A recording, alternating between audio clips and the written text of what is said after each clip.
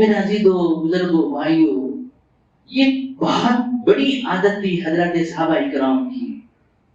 کوئی مسئلہ پیش آتا تھا، مسائل کا حل وہ اپنے جذبات سے نہیں کرتے تھے، ایمان کی بنیاد پر کرتے تھے.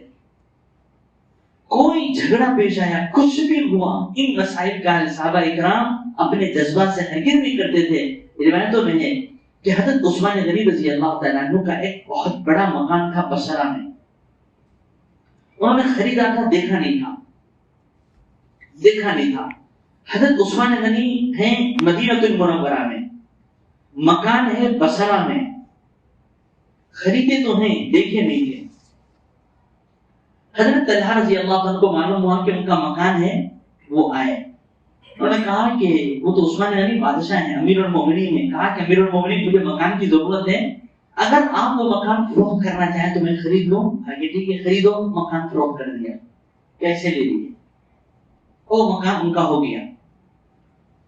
رجسٹر وغیرہ کی چیزیں اس زمانے میں ہمارے اپنے زمانے میں ہوتی ہیں آپس میں جھگڑے نہ ہونے کے لیے، ورنہ خرید و فروخت کے لیے اسلام میں یہ ہے ایک آدمی خوشی سے اپنی چیز دوسرے کو دے، یہ کہہ دے کہ میں نے بیچ دیا، دوسرے نے کہا کہ میں نے خرید لیا، ہو گئی مالک ہو گیا.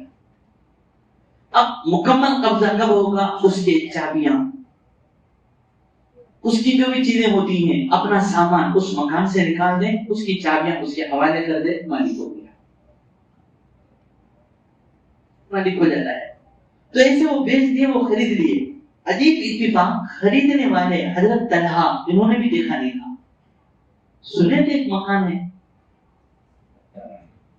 کچھ دنوں کے بعد، کچھ دنوں نہیں ہے، کچھ وقفے کے بعد، تھوڑے وقت کے بعد ایک شخص حضرت طلحہ کے پاس آیا اور کہا کہ حضرت تم نے کیسا مکان خریدا؟ تم کو تو دھوکا ہوا، اور زیادہ قیمت ہے، اتنا قیمت کا مکان نہیں ہے وہ، یعنی اتنے قیمت کا مکان نہیں ہے کہ اس مکان پر، اس گھر پر اتنا پیسہ تم کیوں دے دیے؟ حضرت طلحہ نے کہا اگر ایسی بات ہے تب تو میں واپس کر سکتا ہوں، کیونکہ میں نے ایسی چیز کو خریدا ہے جس کو میں نے دیکھا نہیں، میں واپس کروں گا. ہر زمانے میں میرے عزیز و بھائیوں بزرگوں کو ادھر کے ادھر لگانے والے ہوتے ہیں. تو ایسے ہی کوئی کہنے والا جا کے حضرت عثمان غنی سے کہا کہ حضرت آپ نے کیسا مکان بیچ دیا، اتنی کم قیمت پر بیچا آپ نے، یہ تو اپنا نقصان میں بیچا ہے، گھر کی قیمت بہت زیادہ ہے، گھر کی قیمت بہت زیادہ ہے، یہ تو بہت نقصان ہوا، یہ کیوں آپ نے بیچ دیا؟ تو انہوں نے کہا ایسا ہے تب تو میں واپس لے لوں گا، کیونکہ میں نے ایسی چیز کو بیچا ہے جسے اختیار میں. اب دونوں میں جھگڑا ہوا. وہ کہنا ہے کہ میرا نقصان ہوا، میں واپس کروں گا. تو دونوں میں جھگڑا ہوا. اب یہ واپس کرنے کا اختیار کسے ہے؟ انہوں نے کہا کہ ایسا کرتے ہیں، اس کا فیصلہ ہم اپنے طور پر کرنے کے بجائے کسی ایسے صحابی رسول کو تلاش کرتے ہیں جن کے پاس اس مسئلے کا کوئی حل، کوئی حدیث موجود ہو.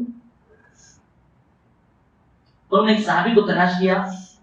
حضرت عثمان غنی باوجود ہے کہ امیر المومنین بادشاہ ہیں، ان کے پاس گئے، جا کے کہا کہ یہ مسئلہ ہے، اب آپ بتائیں. ان کو بھی کہا گیا ہے کہ نقصان ہے، مجھے بھی کہا جا رہا ہے کہ نقصان ہے، اب کون واپس کر سکتا ہے؟ انہوں نے دونوں کی باتوں کو اطمینان سے سنا. اطمینان کے ساتھ سننے کے بعد انہوں نے فرمایا اللہ کے نبی علیہ الصلوۃ والسلام سے میں نے سنا ہے، حدیث سنائی، میں نے سنا ہے کہ بیچنے والے کو واپس کرنے کا اختیار نہیں، البتہ جو آدمی خریدتا ہے کسی چیز کو، اس نے خریدا دیکھے بغیر، دیکھا نہیں ہے، حالانکہ خریدنے کے وقت میں آدمی کو چاہیے پہلے دیکھے، چیز پسند آئے تو خریدے ورنہ تو واپس کر دے. انہوں نے خریدا تھا دیکھے بغیر. ان صحابی رسول نے حدیث سنائی. اللہ کے نبی علیہ الصلوۃ والسلام نے ارشاد فرمایا کہ اگر کوئی شخص کسی چیز کو خریدے دیکھے بغیر، دیکھنے کے بعد اسے اختیار ہوتا ہے، پسند آئے تو رکھ لے ورنہ واپس کر سکتا ہے. چنانچہ کہا کہ میں اس مسئلے میں حضرت طلحہ کے حق میں فیصلہ کرتا ہوں کہ طلحہ تم حق پر ہو. حضرت عثمان غنی امیر المومنین بادشاہ ہیں، سبحان اللہ. انہوں نے کہا اگر اللہ کے نبی کا یہ فیصلہ ہے دل و جان سے مان تسلیم. یہ بنیادی وجوہات تھے. وہ صحابہ میں اختلاف نہیں ہوتا تھا. ایک اور قصہ آپ سنیے. حدیث میں ہے حضرت فاروق اعظم رضی اللہ تعالیٰ مکہ المکرمہ سے ہجرت کر کے جب مدینہ آئے, مدینے میں ایک خاتون سے انہوں نے نکاح کیا. مدینے میں ایک عورت سے انہوں نے نکاح کیا. نکاح کرنے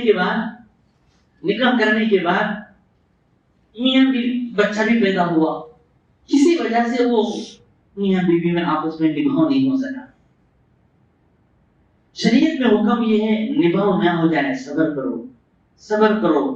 دونوں کو سمجھاتے ہیں, انفرادی سمجھاتے ہیں, اجتماعی سمجھاتے ہیں, الگ الگ سمجھاتے ہیں, دونوں کو جمع کر کے سمجھاتے ہیں.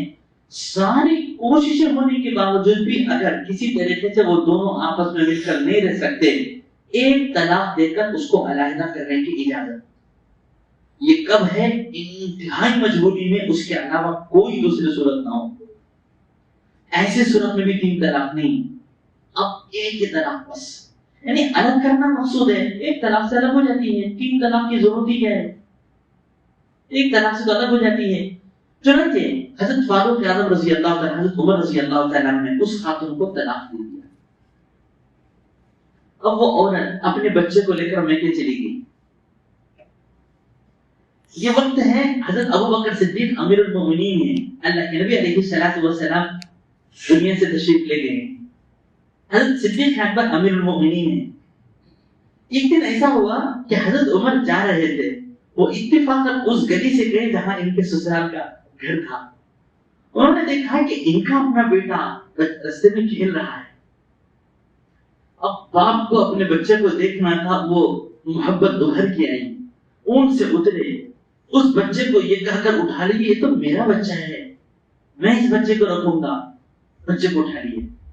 بچے کی نانی دیکھ لی, یعنی حضرت عمر کی ساس بچے کی نانی دیکھ لی, دیکھ کے دوڑتی ہوئی مکان سے آئے, بچے کو پکڑنے آیا کہ تم نہیں جا سکتے, تم تو طلاق دے دیے ہو. انہوں نے کہا کہ طلاق تو میں اس کی ماں کو دیا ہوں, یہ بچہ تو میرا ہے. اب یہ گھسیٹ رہے ہیں, وہ گھسیٹ رہے ہیں. ایک طرف حضرت فاروق ختم کرنے کہ بچہ میرا ہے, ایک طرف وہ خاتون کرنے کہ نہیں تمہارا بچہ نہیں ہے, یہ تو ہمارا بچہ ہے. انہوں نے کہا کہ چلو ایسا کرتے ہیں, کسی کے پاس فیصلے کے لیے جائیں گے, وہ جو بھی فیصلہ کریں قرآن کی حدیث کی روشنی میں مان لیں گے. ٹھیک ہے. یہ اعلیٰ درجے کی, اسی کو میرے بھائیوں کہتے ہیں سب سے بڑا مجاہدہ انسان کو اپنی عادتوں کے خلاف لڑنا ہے. ایسے میں ہر انسان اپنے جذبات پر ڈٹا دنا رہتا ہے کہ میری ہی بات چلنی ہے. کیسے تم لے جا سکتے ہو؟ اپنے خاندان کو بلائے گا, ان کو بلائے گا, ان کو بلائے گا. قربان جائیے ان صحابہ پر. انسانیت کے سارے تقاضے ان میں بھی ہیں, لیکن عادتوں پر, اپنے جذبات پر اتنا قابو ہے. ہر ایسے موقع پر وہ یہ دیکھ رہے ہیں ہم یہ اپنا یہ مسئلہ قرآن اور حدیث سے حل کریں گے. چنانچہ اس وقت جو کہ امیر المومنین حضرت صدیق اکبر ہیں, فیصلہ وہاں آیا.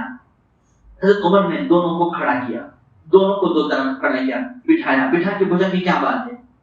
حضرت فاروق اعظم نے کہا کہ امیر المومنین یہ میرا بیٹا ہے, اس کی ماں کو میں نے طلاق دیا ہے, لہذا میں چاہتا ہوں کہ میں اپنے بچے کو لوں. اب وہ بچے کی ماں بھی آئی تھی, وہ ایک طرف تھی. اس نے کہا کہ امیر المومنین کیسے میں بچہ اس کے حوالے, باپ کے حوالے کر سکتی ہوں؟ اس بچے کو 9 ماہ تک میں نے اپنے پیٹ میں رکھ کے میں نے پالا ہے. بچے کے پیدا ہونے کے بعد 2 سال تک اپنی خون کو دودھ کی طرح بنا کر میں نے اس کو پلائی ہوں. اس بچے کی خاطر رات دن میں جاگ رہی ہوں. آج باپ یہ کہہ رہا ہے کہ بچہ مجھے دے دیا جائے, کیسے ہم بچہ اس کو دیں گے, کیسے ہم بچہ باپ کو دیں گے؟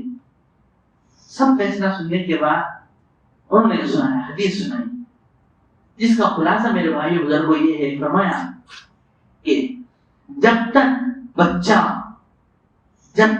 بچہ اپنی ضرورتیں خود پوری نہیں کر سکتا ماں کے پاس رہے گا. عام طور پر 7 سال, 8 سال, 10 سال کے آس پاس. اس درمیان میں بچے کا پورا خرچہ باپ کو دینا پڑے گا, کیونکہ نسب بچے کا چلتا ہے باپ کی طرف سے. بچے کا نسب باپ سے چلے گا, اور بچہ ہو کہ بچی، پرورش کی ذمہ داری باپ ہی پر ہے. لہذا اگر بچہ ہے 7-8-9 سال تک باپ کے پاس رہے، وہ ماں کے پاس رہے گا. بچے کی پرورش، بچے کو سنبھالنا، بچے کو سب کچھ کرنا یہ ماں کر سکتی ہے.